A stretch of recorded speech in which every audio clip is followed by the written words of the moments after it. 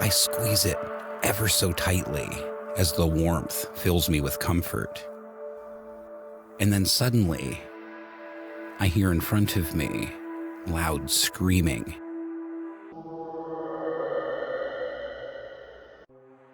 The walls are starting to speak to me. I don't have a clear grasp of reality anymore. I feel my mind slowly slipping away. I don't even know how much longer I can stay awake at this point. I stare at my own reflection in the mirror. I am a shell of the man I used to be. How long has it been since I last slept? 6 days? 2 weeks? I don't even know anymore. My body is shutting down. My brain feels like it's drying up. But how did I get here? I was 10 years old when it all started. I was still wetting the bed. My mom was unsympathetic and would just say, "Liam, stop drinking water before sleeping." She was troubled and neglectful. I didn't have much love when I was young. What she didn't know was the reason I was doing so. Every night, as my eyes slowly close, my room disappears around me. As I walk in the world of dreams, I start getting surrounded by a thick fog. The fog would obscure everything in my vision. All I could see was me, lying down on that bed, in the middle of an empty, blank void. And then he would call my name. When I was younger, I couldn't make him out. Just a shadow in the fog. The hulking, twisted human form in the distant. He calls me to come to him and join him. To have peace in his presence. While his figure is frightening, his voice is soothing, calming. It takes away my anxiety and depression. I slowly walk towards him. From the fog emerges his hand, muddy, bloody, and grotesque. I reach out to hold it and hold it tight. I squeeze it ever so tightly as the warmth fills me with comfort. And then suddenly, I hear in front of me loud screaming. My hands are on my mom's neck, her eyes red and bulging, her mouth open with shock as she tries to pull my hands away, my fingers digging deep into her neck. I woke up, shocked and disoriented. I profusely apologize, but the damage has been done. The fallout turned better than I expected. I now had to live with my dad, who was by and large a better parent. I found a name for the condition: homicidal sleepwalking.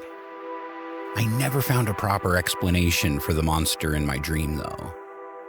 I was put into therapy for several years, and slowly, the fog lifted from my dreams, and the voices went silent. It's only recently that I stopped treatment and therapy. I never saw the creature in the fog again, until recently. I live with my girlfriend, Laika, in a small apartment on the 15th floor. Both of us are moderately successful in our careers in tech. I'm glad to have someone who is both supportive and brilliant in my life. We discovered that she was pregnant just last month, and we were overjoyed. I must admit, though, it did trigger anxiety on my end. The idea of me bringing a child into this world when my own childhood was very unhappy worried me to no end. Last week, I had trouble sleeping. It was a night full of anxious thoughts and fears about the future. It was frustrating. Laika was lying beside me in bed, but I was just tossing and turning the entire night. Then it happened again. I stood up to get water, turned around and saw my own body in the bed, sleeping. The room turned into the misty, dark woods. I stand up, confused and scared. I tried desperately to wake up, but I couldn't. And then I hear it calling again.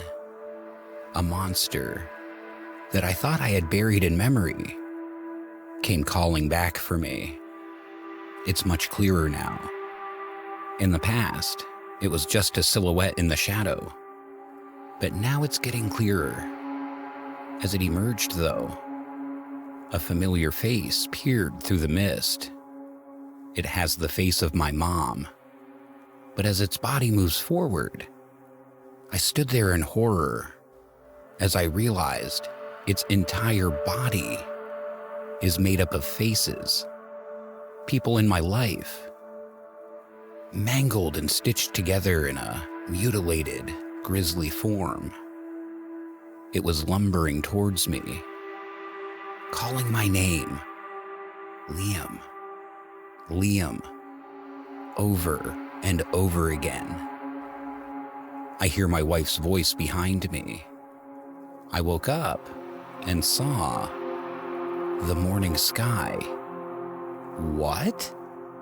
I then looked down, and to my horror, it was a steep, deadly drop. I was standing on the terrace of our apartment, about to jump to what would have surely been my death. The following days have been worse. Every time I sleep, the dream creature returns. This night was particularly troubling. I was walking through the fog this time. Suddenly, it reached out to me, and it had the face of my wife and a baby stitched together. I tried pulling my arm away, but its claw buried deeper into my skin. I woke up, sweating and in pain, and my arm had a long gash, clearly from a scratch wound. Did I do this to myself? I don't even know anymore. I spoke to my wife about it, confided to her about my past, that I'm worried that I might hurt her and the baby. And so, I just didn't sleep. During the first few days, I was fine. I could function. But then, as the sleepless days went on, I became irritable, disoriented, and confused. Now, things are just falling apart. How long has it been since I last slept? 6 days? 2 weeks? I don't even know anymore. I've drank coffee, take a lot of warm baths, anything to keep me from sleeping. Now the walls are starting to talk to me, with the voice of the creature in the fog. Sleep deprivation is giving me hallucinations. I saw my wife walk into the kitchen. She grabbed a knife and then lunged towards me. I screamed in horror, but I opened my eyes, and she wasn't there. Then I remember that she's at work. I now feel trapped. If I sleep, the creature might take over, and I might hurt people. But the more I stay awake, the more I feel like my mind is slipping away and my sanity is diminishing. I can't do it anymore. Maybe just a little nap, just a few minutes.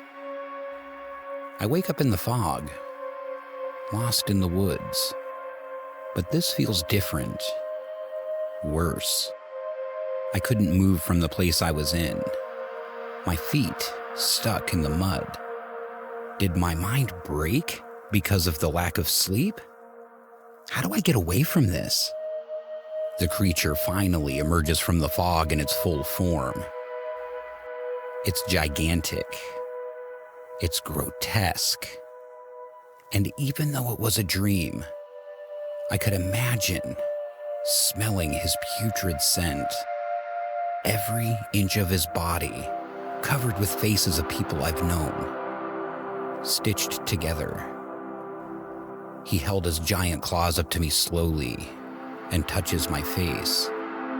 He stabs me squarely in the gut with it, and I fall to the ground, dying.